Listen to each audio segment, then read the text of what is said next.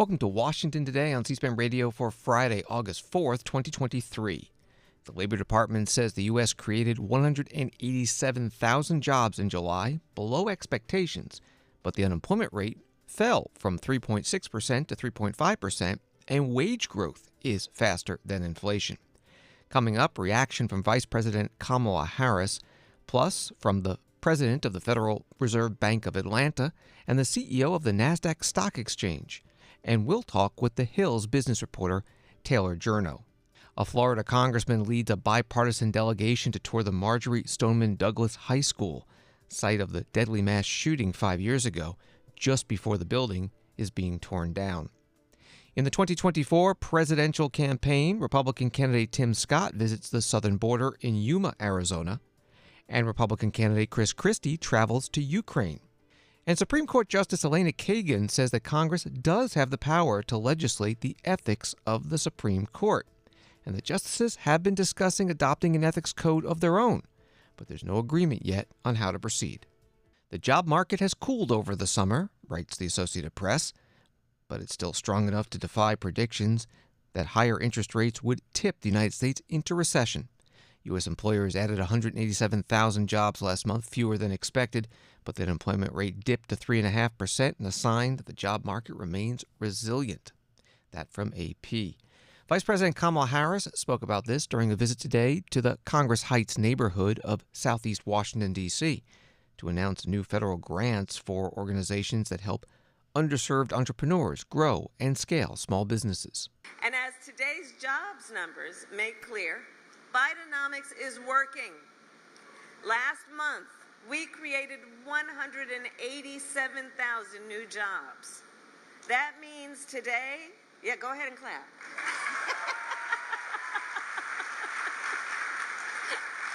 I don't want to step on the applause. That means today 187,000 more Americans are able to go to work, to provide for their family and invest in their future. Today's numbers reflect the point that President Biden has made many times. America's economy is strong and experiencing stable and steady growth. In fact, since we took office, we have created more than 13 million new jobs. In 2.5 years, we have created more jobs, more new jobs, than any other administration has created in 4.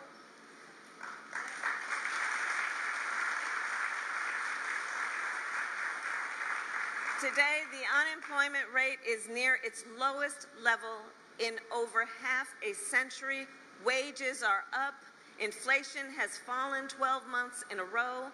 And recently, some of the nation's largest financial institutions have begun to recognize the significant impact of our economic approach.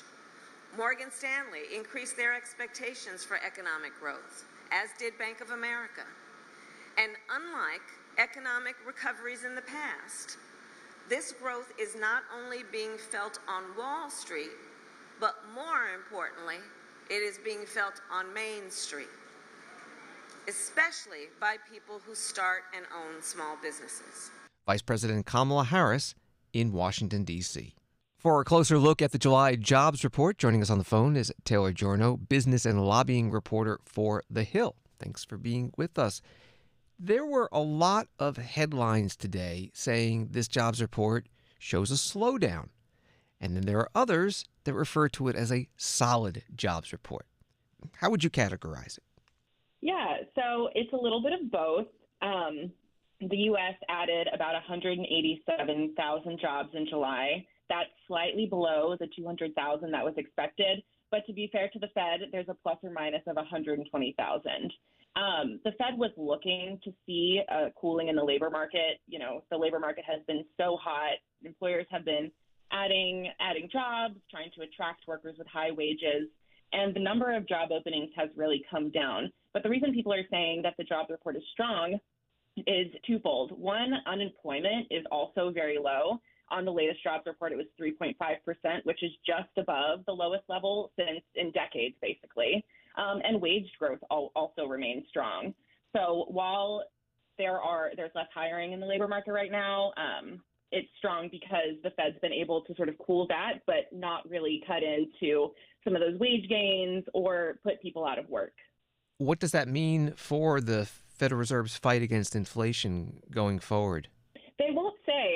When I reached out to the Fed earlier, they said they didn't really have anything to say. But I was listening to an interview on Bloomberg with Chicago Fed President Austin Goolsbee, and he didn't say anything about how he was going to vote on rate hikes at the September meeting. But he did say that he thought maybe it was time for the Fed to start thinking about when they were going to bring inflation down from the record high that it's at right now.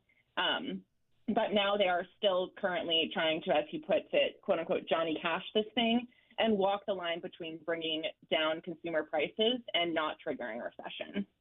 Do Americans think the economy is doing well? I think that a lot of Americans might be looking at this report and they're still not feeling as good about the economy as maybe the Federal Reserve or the Biden administration is right now.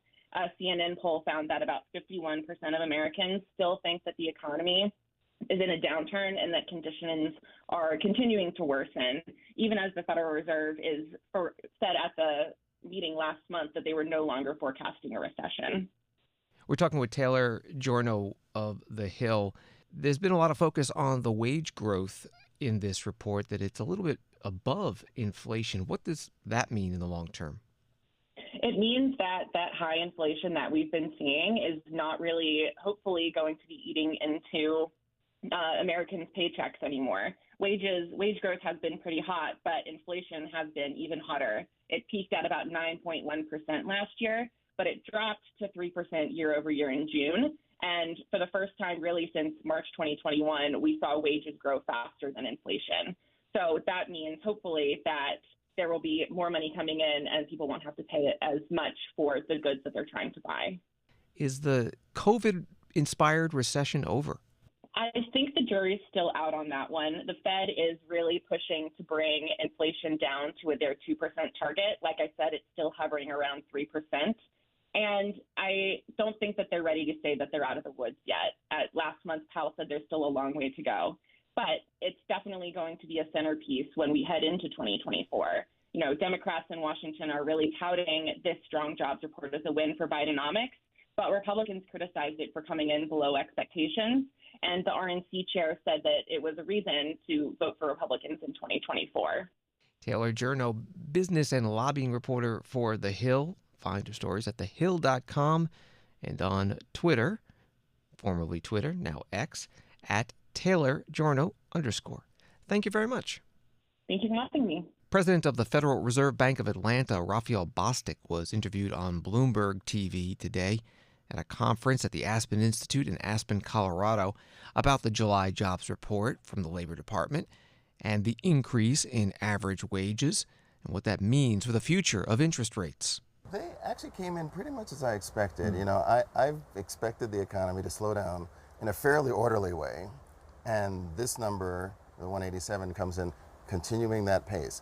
Some folks would have liked it to be faster and a larger gap, but I'm comfortable. I'm not expecting this to be over in a short period of time. In terms of the wages, it doesn't surprise me that wages are still strong. You know, during this whole high inflation period, worker wages have trailed inflation for quite some time. And so we're still in that catch-up period, and I expect that we will still see strong wages. But I'll tell you, when I talk to employers, the one thing they tell me is that whatever they're setting their wage growth at this year, they're expecting it to be lower next year, and then lower again after that to get back to where we were pre-pandemic. So, you know, we got to keep an eye on it, of course, but I was not concerned too much about that at this point. And I'm sure you'd be the first to tell me one data point isn't enough to make a decision, but do you feel that the Fed is on the trajectory it needs to be on to get to 2% at some point? I do. You know, we are today in a restrictive stance, and as inflation continues to fall, the degree to which it's restrictive actually grows as that gap between the inflation rate and our interest rate widens. So I think that will put enough constraint on the economy that it will continue to slow. But again, I'm not expecting this to be, you know, a 2-month or a 3-month period. My outlook is that we'll still be in a restrictive territory well into 2024, and it'll just take a while for the inflationary pressures that we've seen over the last year and a half to fully dissipate and get us back to 2%. Federal Reserve Bank of Atlanta President Raphael Bostic at the Aspen Institute in Aspen, Colorado. Wall Street today, the Dow down 150, S&P down 23, NASDAQ down 50. The CEO of the NASDAQ Stock Exchange, Adina Friedman, was also at the Aspen Institute in Colorado today for a program hosted by the Aspen Economic Strategy Group on the markets and the economy. She gave her assessment of where the economy stands. Goldman has actually put together this really interesting report that looks at 4 stages of an economic cycle, and the first starting with despair. Right, so the economy's in decline, and everyone's really morose and very, very pessimistic. And what you actually find is that earnings stay relatively flat, but the market, the PE multiples, they compress, and they can compress by about 35%. And that drives market performance down about 35%. Well, if you look at 2022, I think we could all say, and that usually, by the way, lasts about 14 months. Well, you could argue that 2022 was the year of despair. And then the next part of the cycle, and this is many cycles that they put together, is the period of hope. And in the period of hope, actually, earnings decline, but everyone's expecting the world to get better. And so PE multiples go up about 80% on average. And so the market ends up about 60%, because you've got declining earnings but growing multiples. And what you actually look at so far this year on a relative basis is last year the markets were down 25% rather than 35% of average. This year the markets are up 35%, that's S&P 500, versus this 80%, right? So you could argue that there's more to run in terms of that period of hope. And then you've got this 3 to 4 year period of growth. And in that period of time, earnings tend to go up around 7.5 to 10%. The market PEs actually decline a little bit. And so the market actually tends to be relatively flat, interestingly. And then you've got the last period, which is the period of optimism, where everyone is just hoping that the period will continue. And it usually lasts about 2 years, where PE multiples go up again and earnings start to come down. They're still growing, but not as high. And so it's a really interesting way to frame out where we are. So markets were down about 25% last year. Markets are up 35% this year. If we're a normal cycle, you could argue that there's more to go, and then you get into this period of sustained growth if we can avoid a recession. And what's also interesting is last year, earnings were actually up a little bit. This year, earnings are down, but not as much. So and then you layer on the NASDAQ 100. So why is the NASDAQ 100 outperforming the general market? And I think that's when you get to more of a sector view. And while the S&P 500 has all the great tech companies in it, the NASDAQ 100 has more of a concentration of the tech companies. And that, to me, the market was down 40% last year, I think, and up about down 35% last year, up 40% this year so far. I think that has more to do with an optimism about the future of technology. And the fact that I think it also a recognition that technology is driving the economy. And so as we are in this period of hope, you might have more hope on that sector than you might have in other parts of the economy. So that's my explanation. And so if I were to say, what do I think will happen? I do actually think we have a real chance of a soft landing. I do think that technology could have a significant impact on the productivity of the country over the future, which will then drive more growth. And so if we can land the ship well right now, I think we could have a really good run and continue growth in the economy. Well, just to put you on the spot, do you think the Fed has stopped raising interest rates? And does this outlook of yours depend on the Fed having stopped raising?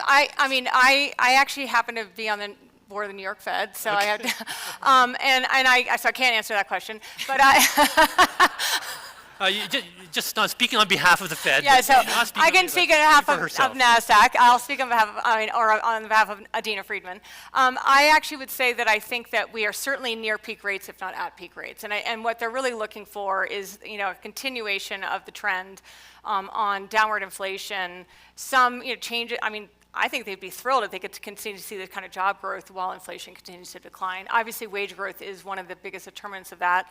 And so I'm hopeful that we are at a position where we don't have a rebound, because that's the big concern right now, A right? rebound in inflation. Yep. So assuming we don't start to see a rebound in inflation, I actually think we could be at, or at least I think at, but maybe near peak rates. NASDAQ CEO Adina Friedman at the Aspen Institute in Aspen, Colorado. This is Washington Today. From CBS News, 9 members of Congress saw firsthand the devastation left behind after a gunman unleashed terror inside the 1200 building at Majorie Stoneman Douglas High School 5 years ago. The House members were led to the same door gunman Nicholas Cruz entered, then entered through an adjoining door. Then they walked the same path he did during the 6-minute attack. They were accompanied by Nicholas Cruz's prosecutors and members of the victims' families. The group, 6 Democrats and 3 Republicans who belong to the House School Safety and Security Caucus, was led by Democratic Congressman Jared Moskowitz and Republican Congressman Mario Diaz-Balart. That reporting from CBS News. After the tour, there was a news conference in Parkland, Florida. All right, good afternoon. I'm Jared Moskowitz, Congressman for 23rd District, which includes Parkland and Majorie Stoneman Douglas, where I live in Parkland and where I went to high school at Majorie Stoneman Douglas. Today, as a member of the School Safety Task Force, a School Safety Caucus in Washington, D.C., Max Schachter had brought an idea of bringing members through the building, the freshman building, where the shooting happened on February 14th, 2018. And that building is still a time capsule. It's exactly as it was the day after the shooting. And so working with Mario beside me, we decided to take a bipartisan group of members that we invited to come and tour the building. And for me, who was here that evening on the 14th and was in this building the evening of the 14th as family members who were with us found out that their loved ones weren't leaving the building, it just reinvigorated why it's so important that we figure out a way to work together so that parents, family members, when they send their loved ones to school, they get to see them again. And so I'm grateful to Max and to Tony and to Lori and to Debbie and to Ann, to the family members who allowed us to come do this. I'm grateful to Harold Pryor, the State Attorney's Office, and law enforcement who helped walk us through and showed us step by step the carnage that the shooter did. I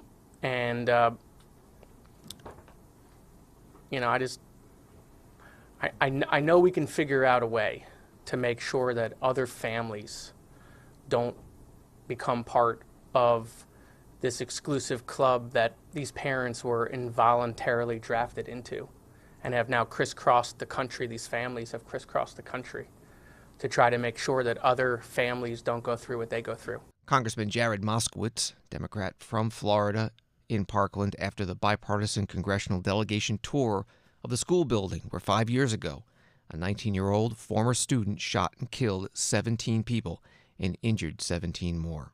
More from the CBS News article.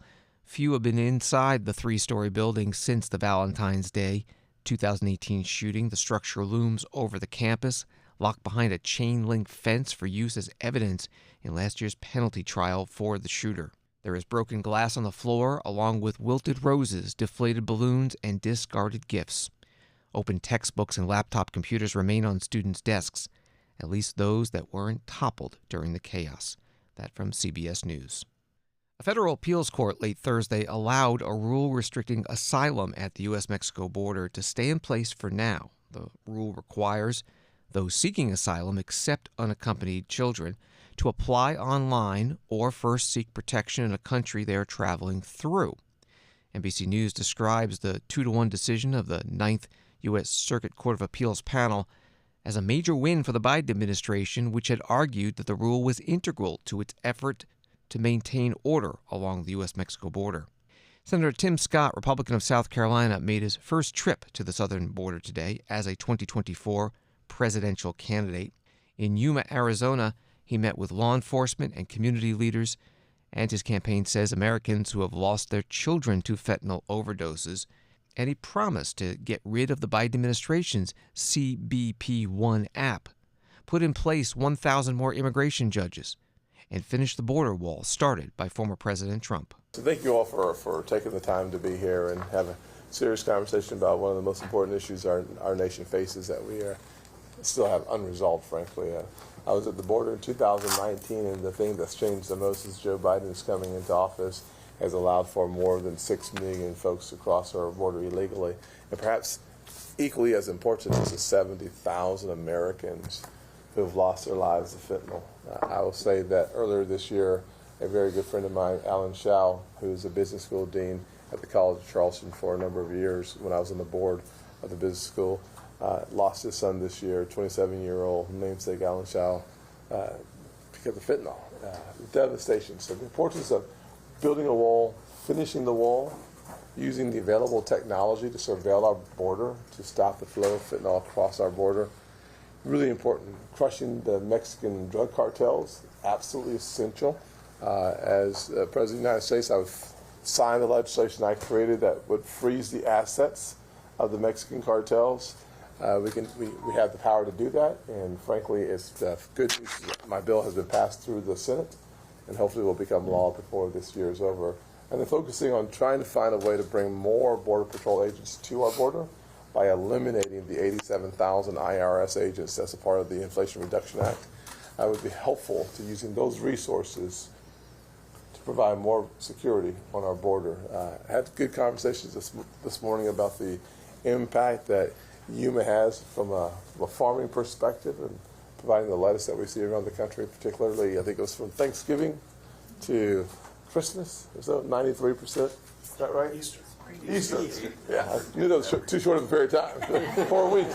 Yes, almost 6 months where the 93% of the lettuce we see comes from Yuma. And as some of my team was talking about, that Subway uses a lot of the agriculture right here to produce the lettuce that they use as well. So really important issues from saving lives to protecting our border and our country. And we'd love to honestly have a dialogue so I can absorb more information than just a monologue of me talking about what I know that you all already know as well. Senator Tim Scott of South Carolina, a Republican presidential candidate in Yuma, Arizona, on the U.S.-Mexico border. Other 2024 Republican candidates who have made the high-profile trip to the southern border include Ron DeSantis and Nikki Haley. Army General Laura Richardson is commander of U.S. Southern Command. She spoke today about combating smuggled fentanyl, part of a larger discussion about security challenges in Latin America, hosted by the Center for Strategic and International Studies. Fentanyl. It's involved in an increasing number of deaths of Americans under 50, and as a result is becoming a national security concern for many policymakers and legislators. What is your assessment of Southcom's activities to combat illicit trafficking, and including fentanyl? Well, I think we have a great template for success, and that's with our component command, our JTF, which is Joint Interagency Task Force South, or better known as JIATF South, and really where we have over 16 whole of government interagency folks that are embedded in that headquarters, as well as in U.S. Southcom. They have over 20 foreign liaison officers that are also in JIATF South. I have a complement of about 16.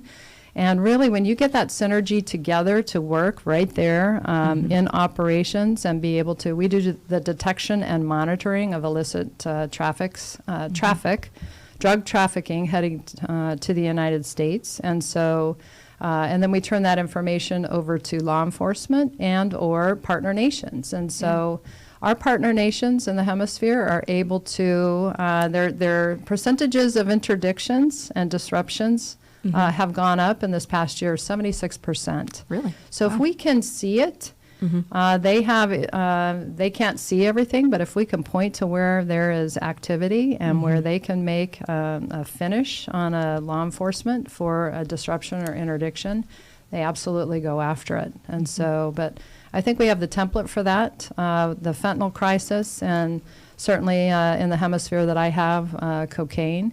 We can't interdict our way out of this problem, though. And so it's very important that we go after go after the money.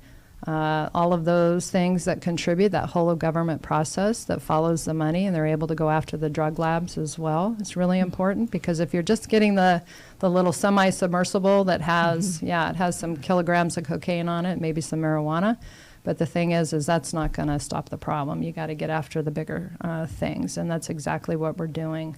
But we can also always use, I think, with this great command that we have of Jayat of South, is be able to get after that problem. We have to continue to do that and build relationships to do that. General Laura Richardson, Commander, U.S. Southern Command at CSIS. She's the third woman to lead one of the U.S. military's 11 unified combatant commands and the first to lead Southcom. Washington Today continues in a moment. When citizens are truly informed, our republic thrives. Get informed straight from the source on C-SPAN. Unfiltered, unbiased, word for word. From the nation's capital to wherever you are. Because the opinion that matters the most is your own. This is what democracy looks like. C-SPAN, powered by cable.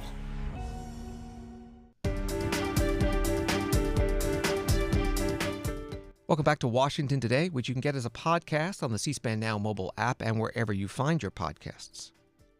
Story at the New York Times, former New Jersey Governor Chris Christie, who is running for the Republican presidential nomination, made an unannounced visit to Ukraine on Friday to meet with President Volodymyr Zelensky, whom he praised for demonstrating the resolve it takes to survive a war and ultimately win it.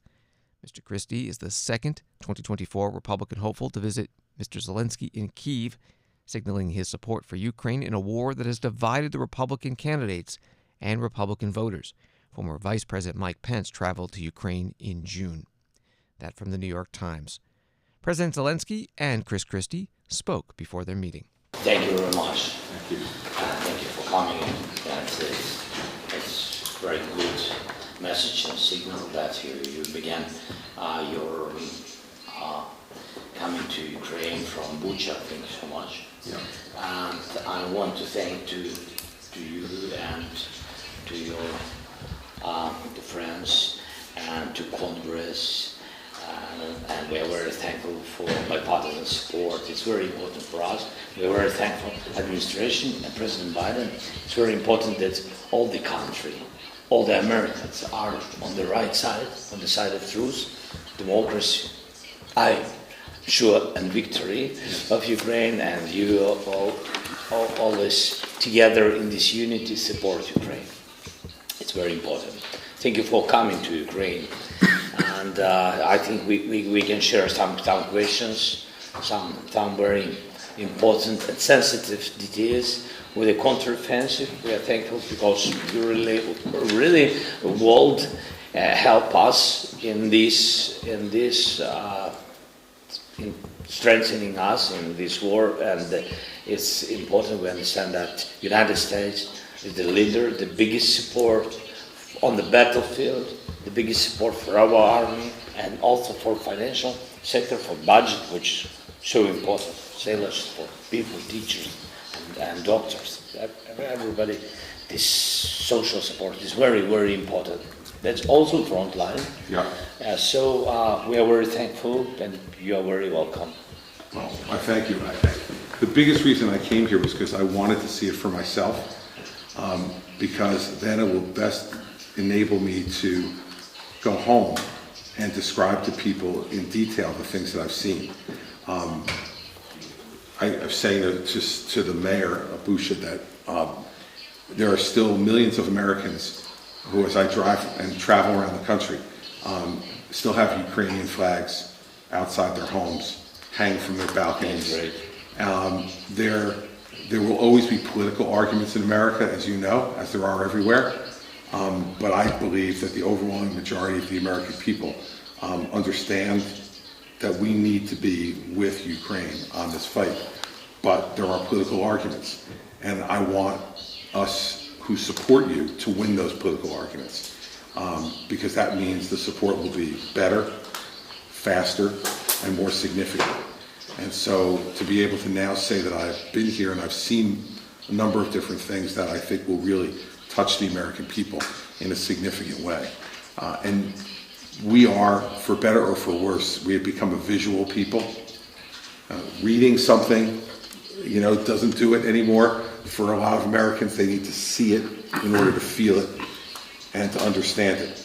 And so I want to be able to be their eyes here and be able to describe that to them. So you and your administration has been wonderful in making these arrangements for us.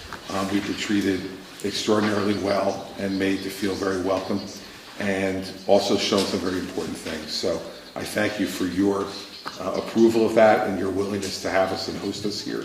And I look forward to the conversation, because I am an advocate for there being more aid to Ukraine, more significant aid to Ukraine, broader aid to Ukraine. And I want to be able to articulate that argument in a way that's consistent with your vision and consistent with you all winning this war. Chris Christie, Republican U.S. presidential candidate in Kyiv, Ukraine, with Ukrainian President Volodymyr Zelensky. A few headlines from the war in Ukraine. Ukraine said its sea drones struck a major Russian port Friday and damaged a warship. Ukraine's security service accused Russia of preparing to stage a false flag attack at an oil refinery in Belarus as part of an effort to draw Belarus into the war. Saudi Arabia will be hosting peace talks on Ukraine this weekend that will include the United States and China and several Western and developing countries, but not Russia. And a Russian court has sentenced opposition leader Alexei Navalny to an additional 19 years in a maximum security prison, finding him guilty of extremism charges. Navalny wrote before the verdict, "When the figure is announced, please show solidarity with me and other political prisoners by thinking for a minute why such an exemplary, huge term is necessary. Its main purpose is to intimidate. You, not me." The U.S. Army Old Guard Fife and Drum Corps playing at today's Army relinquishment of command ceremony due to the retirement of the Army Chief of Staff, General James McConville. It's not a change of command ceremony because there is no Senate-confirmed replacement yet. The Army Secretary Christine Wormuth pointing to the hold that Senator Tommy Tuberville, Republican from Alabama, has placed on the quick approval of military nominations and promotions in protest of the Pentagon's new policy of reimbursing women stationed in states restricting abortion to travel to other states. I want to thank all of you, the entire McConville family, for giving so much to this Army and to this nation. General McConville, you've been a remarkable teammate. You shared many hard-won lessons with me and provided thoughtful advice as we grappled with many challenges. You are the consistent and persistent leader that the Army has needed these last 4 years, and our Army will be stronger and better prepared thanks to your efforts. Even as we say goodbye to the 40th Chief of Staff of the Army, I know that all of us across the department look forward to the Senate's confirmation of the 41st Chief of Staff. We need the Senate to act not only on his nomination, but also on the over 300 other general and flag officers across the armed services whose careers and lives are now in limbo because of this unprecedented hold. We need these leaders in place to ensure the readiness of our force, and we need to end all of this uncertainty for our military families.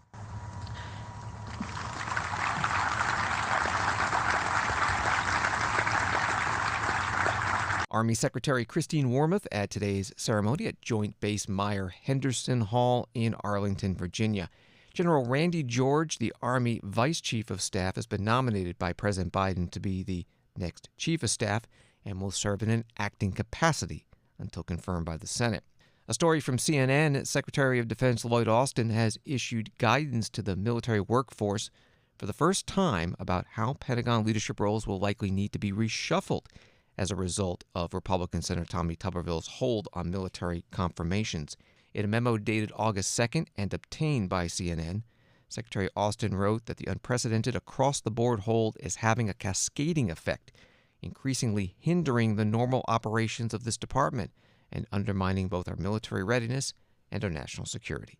Justice Elena Kagan, writes Politico, on Thursday jumped into the heated debate over ethics at the Supreme Court, arguing that Congress has broad powers to regulate the nation's highest tribunal despite the recent claim from one of her conservative colleagues that such a step would violate the Constitution's separation of powers. Justice Alito told the Wall Street Journal's editorial page that Congress did not create the Supreme Court. No provision in the Constitution gives them the authority to regulate the Supreme Court, period. While Justice Alito's statement sounded unqualified, writes Politico, Justice Kagan said she was unsure precisely what question he was asked. She also suggested his remark could not have been as broad as it seemed because the Constitution specifically provides for Congress to dictate the sorts of cases the Supreme Court can and cannot hear. C-SPAN covered Justice Kagan's appearance at the 9th U.S. Circuit Court of Appeals Conference in Portland, Oregon. Here's a portion where she talks about whether the Supreme Court might adopt its own ethics code. One of the reasons we've never really confronted there's not a whole lot of law or precedent in this area of what Congress can do with respect to imposing ethical rules on the court. And the reason is that the court has acted voluntarily to subject itself to various rules. And one of the things that the Chief Justice sent to Congress this past spring was a statement that all 9 of us signed that talked about all the rules that we do follow, that we have decided to follow. And, essentially that we say we'll follow them just like other judges follow them, even though the court is, unlike other judges, a distinct, constitutionally created entity. But, we have undertaken to file financial disclosure reports and to limit the gifts we receive and to limit our outside income and to do a variety of things. And we've also made clear that we are guided by the standard code of conduct that applies to all other federal judges. Now, when we've said that, we have noted that there are certain ways in which we are different from other federal judges. I think that the usual example is that recusal operates a little bit differently, when recusal means that you will not be replaced by anybody. And there may be other differences as well. But we could decide to adopt a code of conduct of our own that either follows or decides in certain instances not to follow the standard code of conduct. And that would remove this question of what can Congress do, or at least, it would put it in a different light if Congress continued to act. And, look, it's not a secret for me to say, and there's been, that, we have been discussing this issue. And it won't be a surprise to know that the 9 of us have a variety of views about this, as about most things. We're 9 free-thinking individuals, and so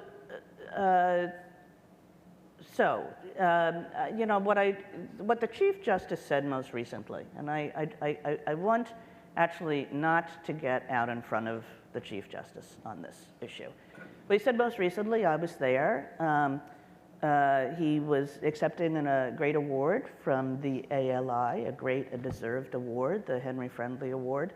And in his acceptance remarks, he talked about this issue, and he said that he was determined, as we all are determined, to comply with the highest ethical standards, and that we were continuing to engage on the issue of what additional measures we could take to ensure that result.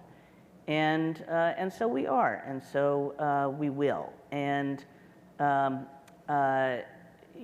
this is, it's a hard thing to figure out exactly how we're alike and how we're different from other judges. It's a hard thing to get as much consensus as you can in the way that we like to do.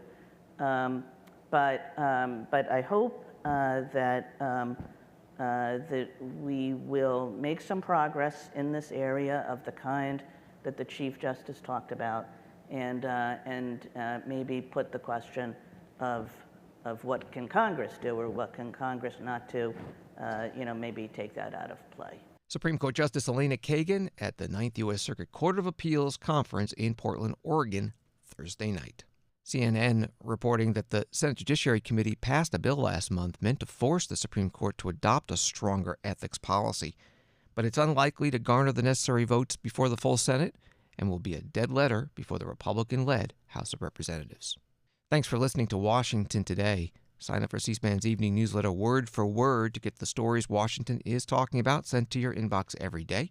Subscribe at cspan.org/connect. Have a good night and weekend.